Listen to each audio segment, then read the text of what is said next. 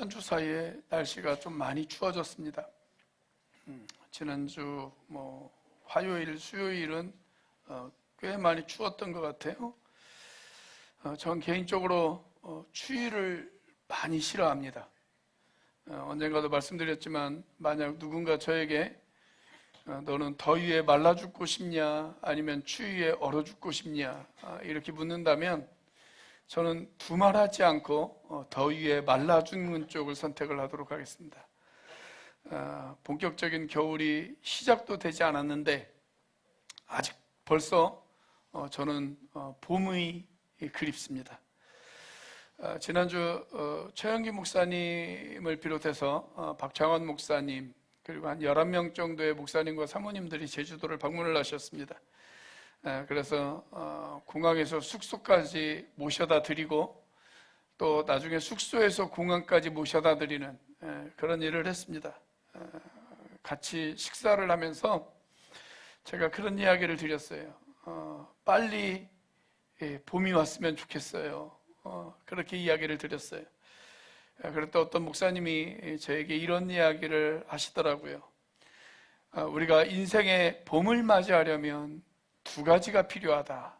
그렇게 이야기를 하시더라고요. 여러분 혹시 아십니까?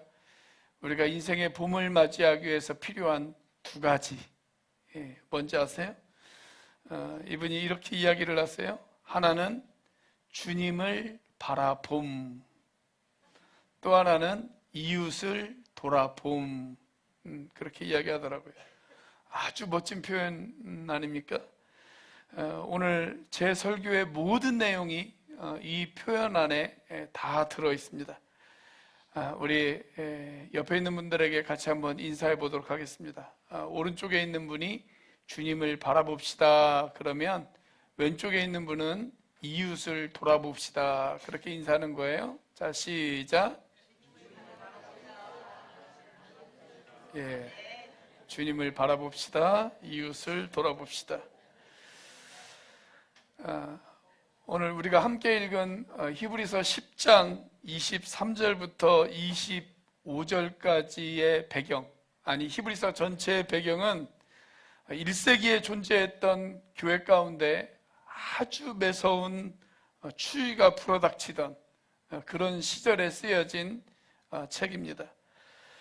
당시 세계 최고의 힘을 가지고 있었던 로마 제국의 황제에 의해서 그리스도인들이 박해를 받고 핍박을 받기 시작을 했습니다. 그 결과 많은 그리스도인들이 그 핍박과 박해를 피해서 여러 지역으로 흩어졌어요. 자, 오늘 본문 말씀에도 그 당시에 이런 상황을 짐작할 수 있는 몇 가지의 단어들이 등장합니다. 자, 먼저 23절 말씀을 보시면 우리는 흔들리지 말고 이런 표현이 등장을 하죠. 그러니까 지금 이들을 흔들고 있는 그 무엇인가가 있었다라고 하는 그런 이야기입니다. 자, 또 여기 보면 소망을 굳게 지킵시다 라고 하는 그런 표현도 등장을 합니다. 이들의 소망을 빼앗아갈 만한 그 어떤 무시무시한 일들이 지금 벌어지고 있었다라는 것을 의미하는 것입니다. 자, 25절 말씀을 보면 어떤 사람들의 습관처럼 우리는 모이기를 그만하지 말고 이렇게 기록이 되어져 있어요. 자, 지금까지는 잘 모였어요. 모이는데 어려움이 없었습니다. 그런데 갑자기 이들에게 모일 수 없는 어떤 상황과 환경이 그들 가운데 벌어지고 있었다라고 하는 것입니다.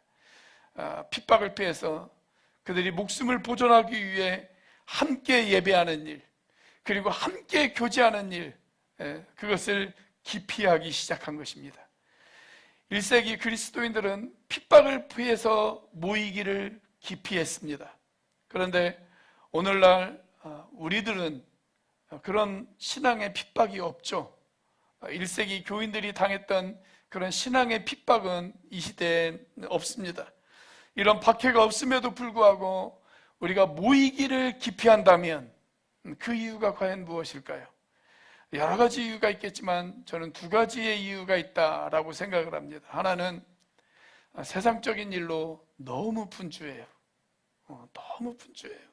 그래서 모일 수 있는 시간이 부족합니다.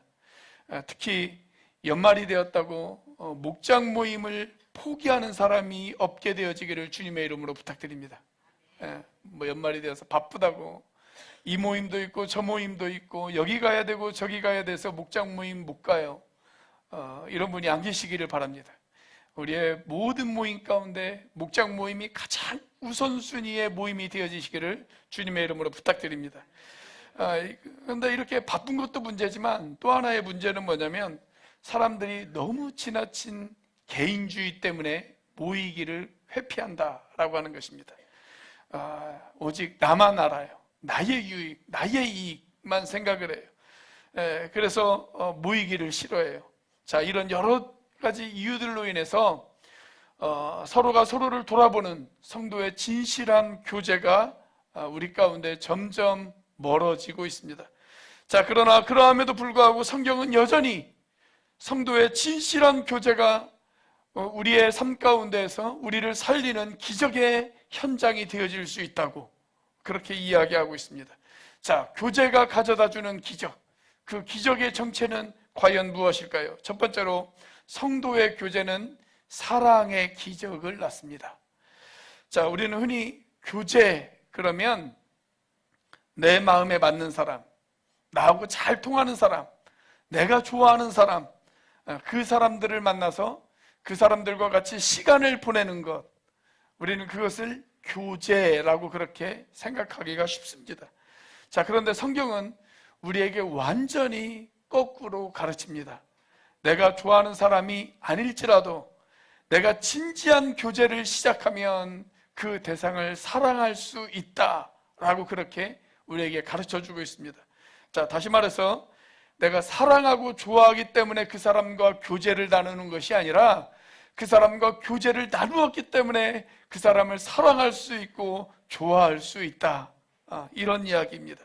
자, 그래서 오늘 본문 24절 말씀을 보면 서로 마음을 써서 사랑과 선한 일을 하도록 격려하라, 이렇게 이야기합니다.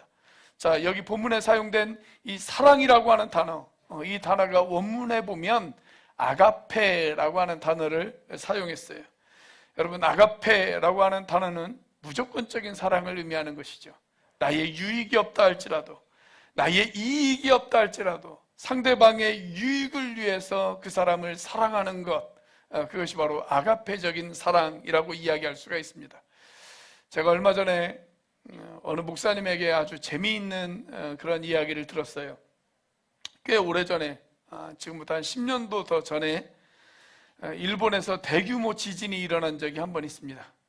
그래서 엄청나게 큰 지진이 일어나서 그 지진으로 인해 쓰나미가 발생했고, 그 쓰나미로 인해서 많은 사람들이 죽고 많은 재산적인 피해를 입었던 그런 사건이 있었죠. 자, 이때 이 목사님이 섬기는 교회에서 그 일본을 돕기 위한 특별 구제헌금을 실시했다고 합니다. 많은 성도님들이 그 헌금에 동참을 해주셨어요. 그래서 꽤 큰 금액이 모였다고 그래요. 자, 그런데 며칠 뒤에 뉴스에서 어떤 소식이 들렸냐면 일본이 독도를 자기들 땅이다 라고 그렇게 우기는 그런 뉴스가 들렸다고 그래요. 그러자 교인 중에 한 사람이 교회에 전화를 했대요. 교회에 전화를 해서 일본이 말도 안 되는 소리를 해서 기분이 나쁘니까 제가 헌금한 거 취소하겠습니다, 그렇게 이야기를 했다라는 거예요. 여러분, 이것은 아가페의 사랑이 아니죠. 아가페의 사랑은 내 감정을 따라서 내가 기분이 좋으면 사랑하고 기분이 좋지 않으면 사랑하지 않고 그런 것이 아닙니다. 상대방의 유익을 위해서 무조건적으로 사랑하는 것, 그것이 아가페 사랑의 본질입니다. 이런 아가페 사랑을 가장 잘 실천하고 있는 그런 대표적인 사람들이 우리 가운데 누가 있을까요? 저는 그분들이 바로 목자 목녀라고 생각합니다. 목자 목녀들, 나의 유익을 위해서가 아니잖아요. 무조건적으로 목원들을 위해서 헌신하고 희생하고, 때로는 욕도 듣고, 때로는 비난도 듣고, 때로는 안 좋은 소리도 들어가면서, 그러나 목원들을 섬기는 그분들, 그분들이 바로 목자 목녀들이 아니겠습니까? 저는 그래서 이런 목자 목녀들의 수고와 헌신에 너무 감사를 드립니다. 그래서 제가 다짐한 게 하나 있어요. 뭘 다짐했냐면 제가 나중에 은퇴하고 나면 저를 도와서 목자 목녀로 수고해 주셨던 분들, 내가 그분들을 섬기는 목자가 되어야 되겠다. 저는 그걸 결심했습니다. 그러기 위해서는 지금 목자 목녀님들은 오래 사셔야 됩니다. 오래 사셔야 돼요. 자, 이런 교제를 통한 사랑의 기적을 보여준 또 하나 대표적인 사람 가운데 제가 종종 이야기하는 헨리 나우엔이라고 하는 사람이 있습니다. 이분은 세계 최고의 대학이라고 불려지는 미국의 예일 대학, 그리고 미국의 하버드 대학에서 학생들을 가르치는 그런 일을 했습니다. 그러던 어느 날 갑자기 모든 교수직을 그만두고 이분이 캐나다 토론토라고 하는 그런 도시로 들어갑니다. 그리고 그 도시에서 지적장애인들, 아주 중증인 지적장애인들을 섬기며 살아가는 데이브레이크라고 하는 공동체로 이 사람이 들어갑니다. 자, 그 공동체에 들어가서 그 지적장애인들을 섬기면서 그렇게 살아요. 그런데 그가 이 공동체에 들어갔을 때 그에게 주어진 첫 번째 임무가 있었습니다. 그 임무가 뭐였냐면 20대 후반의 지적 장애인이었던 아담 아네트라고 하는 청년을 돌보는 것이었습니다. 자, 이 헨리 나우엔을 아는 사람들이 이 공동체를 방문했어요. 그리고 헨리 나우엔이 그 지적 장애인 한 사람을 위해서 애쓰고 수고하는 모습을 지켜보며 기가 막혔습니다. 그래서 이렇게 묻습니다. 당신이 꼭 이 일을 해야만 하느냐고. 아니, 하버드 대학교에서 아주 유명한 그리고 뛰어난 천재들을 가르치는 것이 오히려 더 가치 있는 일이 아니겠느냐고 그렇게 이야기를 했습니다. 자, 이때 헨리 나우엔은 이렇게 대답을 합니다. 당신들이 보기에는 한 사람의 정신장애인일지 모르지만 내 앞에 있는 이 아담이라고 하는 이 친구를 통해서 나는 놀랍게도 살아계신 내 주 예수 그리스도를 만나고 있습니다. 예수님이 이 땅에 오실 때 그는 권세와 힘을 가지신 분으로 오신 것이 아니라 연약한 자의 옷을 입고 이 땅에 오셨습니다. 이 친구 아담을 한번 보십시오. 이 친구에게는 집착이 없습니다. 이 친구에게는 탐욕이 없습니다. 이 친구에게는 욕심도 없습니다. 나는 처음에 내가 이 친구를 돌보고 있다라고 생각을 했는데 어느 순간 이 친구가 나를 돌보고 있다는 것을 내가 깨달았습니다. 그가 나의 스승이 되어서 나를 돌보고 있습니다. 그렇게 이야기합니다. 자, 이렇게 헨리 나우엔이 돌보았던 그 아담 아네트라고 하는 이 청년이 34살의 젊은 나이로 세상을 떠납니다. 자, 그가 섬기고 돌봤던 이 아담이 싸늘한 시체가 되어졌을 때 헨리 나우엔은 붓을 들고 한 권의 책을 쓰기 시작합니다. 130페이지밖에 되어지지 않는 아주 짧은 책이지만 그 책의 제목이 아담이라고 하는 책이에요. 아담. 자, 그런데 이 책의 마지막 부분에 적혀 있는 글귀를 제가 여러분들에게 읽어드리도록 하겠습니다. 나는 예수님의 삶에 대해서 듣고 읽었지만 나는 그분에게 손을 대거나 그분을 직접 얼굴로 뵐 수는 없었다. 하지만 나는 내 앞에 있는 아담이라는 이 친구에게 손을 댈 수가 있었고 그를 볼 수가 있었고 그에게 다가갈 수가 있었다. 그를 목욕시키고 그를 면도시키고 그의 이를 닦아줄 때 나는 육체적으로 그를 터치하고 만졌다. 나뿐만 아니라 이 공동체에 있는 다른 이들이 함께 그에게 안마를 해주었고 체조를 시켜주었고 수영장에서 그의 곁에 앉아 우리는 그를 만졌다. 그의 부모도 그를 만졌다. 우리 공동체 안에 있는 식구들 머레이, 캐시, 브루노도 그를 만졌다. 우리가 한 일은 그것, 만지는 일, 그것이 전부였다. 그를 만지는 것. 그런데 그를 만지는 순간 우리는 성경에 나타난 예수님의 이야기를 이해하기 시작했다. 손을 대는 자는 성하리라, 온전해지리라. 우리는 이 친구 아담에게 손을 댄 모든 사람마다 자기 인생의 어느 부분인가가 온전해지는 것을 경험했다. 아담이 우리 모두를 치료한 것이다. 여러분, 이것이 바로 교제의 기적인 것입니다. 교제는 일방적이지 않습니다. 내가 무엇인가를 더 많이 가졌다고 해서, 내가 더 여유 있다고 해서 상대방을 돕는 것이 아닙니다. 우리가 서로 교제하면 우리는 서로 온전해질 수가 있습니다. 서로 깊어질 수 있습니다. 서로 반듯해질 수 있습니다. 이것이 바로 교제를 통한 사랑의 기적입니다. 이런 교제를 통해서 우리는 주님이 우리에게 가르쳐 주신 진정한 아가페적인 사랑에 눈을 뜰 수가 있습니다. 사랑하는 여러분, 오늘 저와 여러분에게 이런 교제의 기적, 교제를 통한 사랑의 기적이 저와 여러분들 가운데 일어나게 되어지기를, 그리고 여러분들 목장 안에서 이런 사랑의 기적이 일어날 수 있게 되어지기를 주님의 이름으로 축복합니다. 자, 성도의 교제, 그 기적의 정체는 과연 무엇일까요? 마지막으로 성도의 교제는 선행의 기적을 낳습니다. 선행의 기적을 낳습니다. 자, 오늘 본문에서 히브리서 기자는 서로 마음을 써서 사랑과, 자, 그 다음에 뭐라고 그랬어요? 선한 일을 하도록 격려하라, 그렇게 이야기했습니다. 사랑에서 끝나지 않아요. 한 걸음 더 나아가요. 한 걸음 더 나아가서 구체적인 선행을 베풀라고 그렇게 이야기하고 있습니다. 여러분, 성경은 누누이 반복해서 계속적으로 저와 여러분들에게 이야기하고 있는 것이 있어요. 우리가 선행을 베푼다고 해서, 내가 선행의 사람이 되어진다고 해서 여러분, 그것으로 우리가 구원받을 수 있습니까? 없습니까? 없어요. 없어요. 내가 선행을 베푼다고 해서 그것으로 우리가 구원받는 것이 아닙니다. 오직 우리 죄를 짊어지고 십자가에서 죽으시고 부활하신 그 그리스도를 믿는 믿음으로 우리가 구원받을 수 있음을 믿으시기를 바랍니다.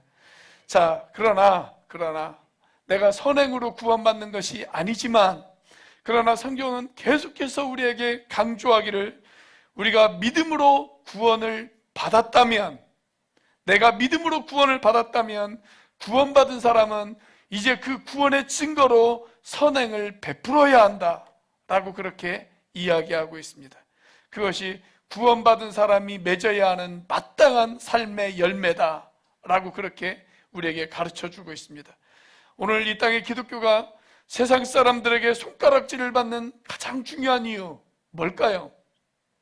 구원받았다고 하는 우리가 구원받은 사람이 보여줘야 될 선행의 열매를 맺지 못하기 때문에 그렇습니다. 그렇기 때문에 우리가 세상 사람들에게 손가락질을 당합니다. 자, 많은 사람들이 암송하고 있는 에베소서 2장 8절 말씀을 보면, 여러분은 믿음을 통하여 구원을 얻었습니다 라고 그렇게 이야기합니다. 우리가 구원을 얻은 것, 그건 선행으로 얻은 게 아니에요. 믿음으로 얻었어요. 믿음으로 얻었어요. 자, 그런데 거기에서 끝나지 않아요. 계속 이어지는 10절 말씀을 보세요. 자, 10절 말씀 같이 한번 읽어보겠습니다. 시작. 우리는 하나님의 작품입니다. 선한 일을 하게 하시려고 하나님께서 그리스도 예수 안에서 우리를 만드셨습니다. 하나님께서 이렇게 미리 준비하신 것은 우리가 선한 일을 하며 살아가게 하시려는 것입니다. 자, 하나님께서 우리를 만드시고 우리를 구원하신 목적, 그게 뭐예요? 선한 일을 하면서 살아가라고. 선한 일을 하면서 살아가라고. 그러니까 내가 선한 일, 선행으로 구원받은 건 아니에요. 믿음으로 구원을 받았어요. 그런데 하나님께서 나를 믿음으로 구원시켜 주신 이유, 그것은 뭐냐면 선한 일 하라고, 선한 일 하면서 살라고 우리를 구원시켜 주셨다는 것입니다. 자, 이와 비슷한 말씀이 디도서에도 있습니다. 디도서 2장 14절 말씀입니다. 같이 한번 읽어보겠습니다. 시작. 그리스도께서는 우리를 위하여 자기 몸을 내주셨습니다. 그것은 우리를 모든 불법에서 건져내시고 깨끗하게 하셔서 선한 일에 열심을 내는 백성으로 삼으시려는 것입니다. 여기 우리를 불법에서 건져주시고 우리를 용서해 주시고 우리를 깨끗하게 하신 목적, 그게 뭐라고요? 선한 일에 열심을 내는 하나님의 백성이 되게 하려고 우리를 깨끗하게 하셨다라고 하는 것입니다. 여러분, 초대교회가 지금 우리 시대의 교회들보다 사이즈는 적을 수 있어요. 그렇게 크기가 크지 않은 그런 교회들이었을 것입니다. 지하교회에서 모이는 그런 교회들이었을 것입니다. 자, 그런데 1세기에 존재했던 그 초대교회는 우리들보다 사이즈는 적었다 할지라도 여러분, 그 교회는 그 당시에 사회에 엄청난 영향을 끼쳤습니다. 그 원인이 과연 어디에 있었을까요?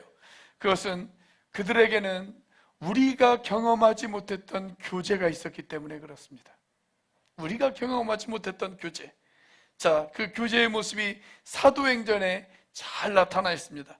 자, 사도행전 2장 42절 말씀 같이 한번 읽어보겠습니다. 시작. 그들은 사도들의 가르침에 몰두하며 서로 사귀는 일과 빵을 떼는 일과 기도에 힘썼다. 자, 이 구절만 보면 1세기 성도들이 교제했던 모습이 오늘날 우리가 교제하는 모습과 별반 다를 것이 없습니다. 우리도 성경의 가르침을 나눕니다. 목장에서 말씀을 나눕니다. 말씀으로 서로를 위로하고 격려하고 또 말씀으로 우리의 삶을 뒤돌아보면서 그렇게 삶을 나눕니다. 자, 또 모일 때마다 우리도 뭐래요? 떡을 떼요. 목장교회에서 모일 때마다 우리가 같이 밥을 먹잖아요. 모이면서 같이 밥 먹고 자, 그리고 또 함께 기도합니다. 서로의 기도 제목을 나누고 이야기하고 그 기도 제목을 놓고 같이 기도합니다. 자, 그래서 우리가 하는 나눔과 그렇게 크게 다르지 않아요. 자, 그런데 우리가 하지 못하고 있는 교제가 있어요. 우리가 하지 못하고 있는 교제 44절과 45절입니다. 같이 한번 읽어보겠습니다. 시작. 믿는 사람은 모두 함께 지내며 모든 것을 공동으로 소유하였다. 그들은 재산과 소유물을 팔아서 모든 사람에게 필요한 대로 나누어 주었다. 그들은 자기의 것을 자기의 것으로 여기지 않았습니다. 정말 이웃을 내 몸처럼 사랑하는 그런 구체적인 선행의 실천이 그들 가운데 있었습니다. 자, 그러자 그들의 이런 모습을 보고 그 당시 사람들이 큰 충격을 받았습니다. 그 결과를 한번 보세요. 자, 사도행전 2장의 마지막 구절인 47절 말씀 같이 한번 읽어보겠습니다. 시작. 하나님을 찬양하였다.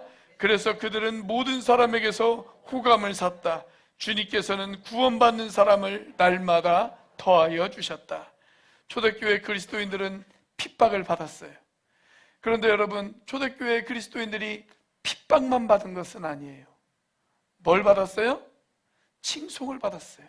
여기 사람에게서 호감을 샀다라고 하는 말은 사람들에게 칭송을 받았다라고 하는 이야기입니다. 사람들에게 칭송을 받았어요. 당시 믿지 않는 사람들이 믿는 사람들을 바라보면서 야, 저 사람들은 우리와 확실히 다르구나, 그런 이야기를 했습니다. 그래서 핍박받는 그리스도인들을 스스로 찾아갑니다. 그리고 구원의 길을 묻습니다. 지금 핍박이 있는 시대예요. 박해가 있는 시대예요. 예수 믿는 사람들을 잡아 죽이는 시대예요. 그런데 그리스도인들의 모습을 보면서 믿지 않는 사람들이 믿는 사람들을 찾아갑니다. 찾아가서 묻습니다. 우리도 어떻게 구원을 얻을 수가 있습니까? 그러다 보니까 핍박이 있음에도 불구하고 그리스도인들의 숫자는 날마다 늘어갔다라고 성경은 우리에게 이야기하고 있습니다. 이것이 바로 초대교회가 일으키고 있었던 교제를 통한 선행의 기적이었습니다. 자, 그러나 이런 선행의 기적이 물질을 돕는 것으로만 이루어진다고 생각하지는 않습니다. 성경이 가르치는 궁극적인 선행의 목표는 서로가 서로를 세워주는 거예요. 서로가 서로를 위로하고 세워주고 그가 다시 하나님의 자조로 용기를 내어 세상 가운데 살아갈 수 있도록 도와주는 것, 그것이 진정한 아름다운 섬김의 모습일 것입니다. 자, 이런 성도의 가장 아름다운 교제의 모습을 시편 기자는 이런 아름다운 노래로 우리에게 들려주고 있습니다. 자, 시편 133편 1절을 같이 한번 읽어보겠습니다. 시작. 그 얼마나 아름답고 즐거운가, 형제자매가 어울려서 함께 사는 모습. 여러분, 하나님이 우리에게 보고 싶어하는 모습은 어떤 모습일까요? 우리가 한 형제가 되고 한 자매가 되어져서 그렇게 우리가 서로가 서로를 돌아보며 그렇게 아름답고 행복하게 살아가는 모습, 그 모습을 하나님이 우리에게 보고 싶어 하신다는 거예요. 여러분, 부모가 자녀들에게 기대하는 가장 큰 기대는 뭐가 있겠습니까? 형제들끼리 싸우지 않고 서로 우애하고 정말 형제들끼리 서로가 서로를 돕는 그런 모습을 본다면 여러분, 부모의 마음이 뿌듯하고 기뻐할 수밖에 없지 않겠어요? 하나님 아버지도 마찬가지입니다. 하나님의 자녀가 된 우리들이 서로가 서로를 돌아보면서 그렇게 정말 서로를 섬기면서 그리고 서로가 서로에게 선행을 베풀면서 살아가는 모습, 그것을 하나님께서 가장 기뻐하시지 않으시겠습니까? 자, 우리 교회 많은 분들이 주일 연합예배 시간에 축도 바로 전에 하는 권도문, 그 권도문을 매우 좋아하십니다. 우리 교회는 그 권도문을 너무 좋아해서 권도가도 우리가 만들어서 부르고 있지 않습니까? 그런데 여러분, 권도문의 내용을 자세히 들어보시면 교제를 통해 선행을 나누는 그런 내용들입니다. 악을 악으로 갚지 마십시오. 항상 연약한 자를 도우시고 병든 자를 찾아보시고 곤란당한 이웃을 돌아보십시오. 여러분, 매주 이 권도문을 들으면서 여러분들은 정말 그렇게 살아가고 계십니까? 연약한 자를 돕고 계시나요? 병든 자를 찾아보고 계십니까? 아니, 내가 전혀 모르는 사람을 찾아간다는 것은 사실상 어려울 수 있습니다. 그런데 내가 내 가족이라고 부르는 내 목장 식구들, 그 목장 식구들의 가족들이 아파할 때, 그들이 힘들어할 때, 그들이 병원에 있을 때, 입원해 있을 때 여러분들 그들을 찾아가며 그들을 위해서 기도하며 그들을 위해서 눈물을 흘리고 계십니까? 곤란당한 이웃들을, 그 지체들을 정말로 여러분 돌아보고 계십니까? 혹시 위로하기보다는 다른 사람들을 비난하고 그 사람들을 험담하고 그렇게 살아가고 있지는 않으십니까? 저는 이 연말에 교제가 낳은 아름다운 기적의 이야기, 정말 우리의 마음을 따뜻하게 해주는 그런 이야기, 그런 이야기를 담은 영화 한 편을 여러분들에게 소개해드리고 싶습니다. 조금 오래된 영화이기는 해요.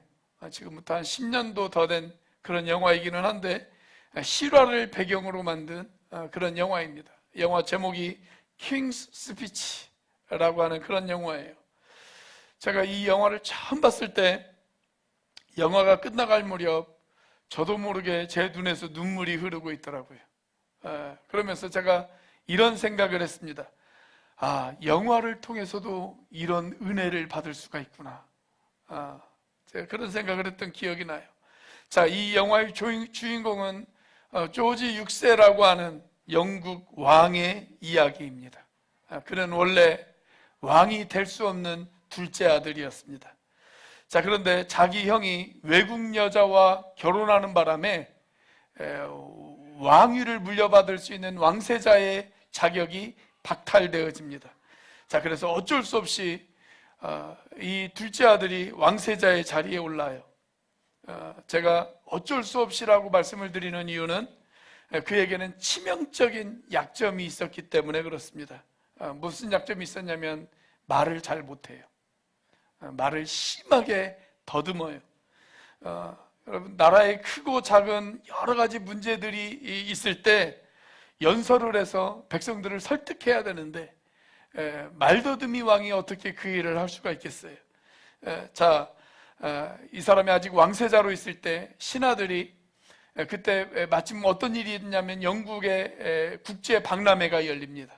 그런데 신하들이 왕에게 이야기하기를 이 박람회에 참석한 사람들에게 환영 인사를 해야 되는데 그 환영 인사를 하는 사람으로 시험 삼아서 왕세자를 한번 보내봅시다. 그렇게 이야기를 해요. 자, 그렇게 결정이 나고 이 왕세자가 가서 그 국제 박람회에 참석한 사람들을 대상으로 환영 인사를 합니다. 그런데 심하게 말을 더듬어요. 그래서 그 연회장이 완전 웃음바다가 되고 이 사람은 아주 비참한 실패를 경험하고 맙니다. 자, 그때 이 왕세자의 아내였던 엘리자베스라고 하는 사람이 이 자신의 남편을 고쳐주기 위해서 영국의 유명한 의사들을 불러요. 그런데 아무도 그 병을 고쳐주지를 못하는 거예요. 자, 그때 소문이 하나 들립니다. 어떤 소문이 들리냐면 호주에서 건너온 사람이 한 사람이 있는데 연극 배우 출신이다. 그런데 이 사람이 정상적인 방법은 아닌데 아주 특이한 방법으로 언어 장애를 가지고 있는 사람들을 고치더라. 그런 이야기를 듣습니다. 자, 그래서 그 사람과 왕세자가 만나요. 왕자가 만납니다. 자, 그때 이 치료사는 이렇게 이야기를 합니다. 내가 당신을 치료할 수 있는데 그러기 위해서는 당신이 두 가지를 동의해 주셔야 합니다. 그렇게 이야기해요. 첫 번째는 나와 당신과의 관계가 수직 관계가 되어지면 나는 당신을 고칠 수 없습니다. 당신과 내가 수평적인 관계가 되어져야 됩니다. 그래서 나는 당신의 이름을 부르겠습니다. 전하, 폐하 이런 거 말고 나는 당신의 이름을 부르겠습니다. 그리고 당신도 나를 로그라고 불러주십시오. 우리가 그렇게 친구가 되어져야 됩니다. 그래야 내가 당신을 고칠 수 있습니다. 자, 거기에 동의를 해요. 자, 또 하나는 내가 당신을 치료하기 위해서는 당신이 이제 마음의 문을 좀 여셔야 됩니다. 그래서 당신의 과거의 이야기, 당신과 내가 서로 깊은 이야기를 서로 꺼내놓을 때 그때 내가 당신을 치료할 수 있습니다. 거기에 동의를 합니다. 자, 그러면서 여러 가지 사건들이 생기는데 그러면서 그 두 사람이 서서히 진짜 친구가 되어지기 시작해요. 자, 어느 날 이 치료사가 이런 이야기를 합니다. 혹시 욕을 하고 싶으면 욕을 하라고, 욕하고 싶으면 욕을 하라고, 마음속에 묻어두지 말고 그냥 한번 실컷 한번 욕을 한번 해보라고, 그렇게 이야기를 합니다. 자, 그래서 갑자기 이 왕세자가 욕을 하기 시작을 해요. 욕을 하기 시작해요. 그런데 놀라운 것은 욕을 할 때는 말을 더듬지를 않는 거예요. 욕을 하기 시작을 해요. 자, 그러면서 또 이야기를 해요.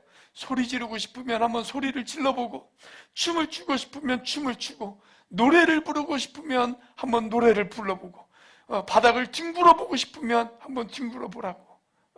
그래서 왕자가 그 치료사와 함께 바닥을 뒹굴고, 함께 소리를 지르고, 함께 노래를 부르고, 함께 춤을 추기 시작을 합니다. 그러면서 자기 속 깊은 곳에 있는 속마음을 꺼내놓기 시작하는 거예요. 꺼내놓기 시작해요. 어렸을 때 유모에게 학대받았던 이야기, 그 이야기를 처음으로 꺼내놓습니다. 그리고 자기가 어렸을 때 아버지에게 혼났던 이야기, 이 왕자가 왼손잡이였거든요. 그런데 아버지가 혼을 내는 거예요. 왕자가 왼손잡이면 어떻게 하느냐고. 그러면서 아버지에게 무섭게 꾸중듣던 그런 이야기를 꺼내놓습니다. 자, 어릴 때 받았던 그런 학대와 꾸중 때문에 이 사람은 주눅들기 시작을 했어요. 그래서 말을 그때부터 더듬기 시작한 것입니다. 자, 그런 자기의 과거를 꺼내면서 울기 시작합니다. 그러면서 서서히 이 사람이 치유가 되어지기 시작합니다. 자, 그리고 드디어 1939년 이 왕세자가 왕 위에 오릅니다. 이제 왕이 되어졌습니다. 그런데 왕이 되자마자 어떤 사건이 벌어졌냐면 독일의 히틀러가 영국을 침공했어요. 그래서 이제 백성들을 설득해야 돼요. 우리가 이 전쟁에 참여해야 된다고. 우리가 더 이상 이 전쟁의 구경꾼이 되어서는 안 된다고. 우리 모두가 이 전쟁에 뛰어들어야 된다고 백성들을 설득해야 됩니다. 자, 라디오 연설을 눈앞에 두고 있습니다. 라디오 마이크 앞에서 백성들을 연설을 해야 되는데 떨리기 시작을 해요. 자신이 없어요. 내가 또 말을 더듬으면 어떻게 되나. 이제는 정말 모든 국민들 앞에서 연설을 하는데 그 모든 국민들 앞에서 실시간으로 연설되어지는 이 연설에서 말을 더듬어 내가 백성들의 놀림감이 되어지면 어떻게 하나. 마음 가운데 두려움이 있었습니다. 자, 그때 이 치료사가 왕 앞에 서서 이렇게 이야기합니다. 긴장을 풀라고. 내가 당신의 친구 아니냐고.